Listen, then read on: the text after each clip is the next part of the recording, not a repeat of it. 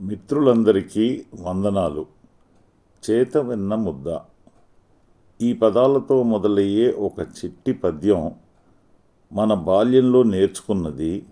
ఒకసారి నెమరు వేసుకుందామా?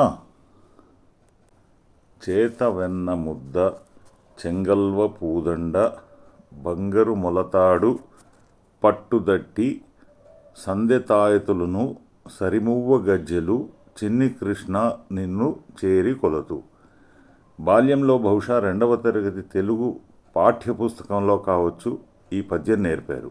ఈ పద్య రచయిత వాగ్గేయకారుడు శ్రీ అన్నమాచార్యుల వారు అని కూడా అప్పట్లో మనకు తెలియదు.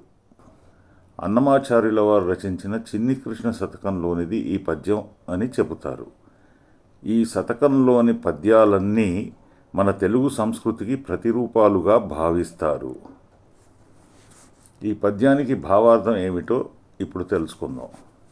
చేత వెన్నముద్ద అంటే శ్రీకృష్ణ పరమాత్మ చేతిలో ఉన్న వెన్నముద్దలా మనలో ఉన్న మనసు శుతిమెత్తగా తెల్లగా ఉంటే ఆయన చేతిలోని వెన్నముద్దలా ఆయన పరిరక్షణలో ఉంటామని అర్థం. తర్వాత పద్యం అంతా పరమాత్మ యొక్క అలంకరణలను వర్ణిస్తూ అందాన్ని తెలియజేస్తూ ఆ పరమాత్మను సదా స్మరించి భక్తి మార్గంలోకి ఎలా వెళ్ళాలో తెలియజేస్తుంది.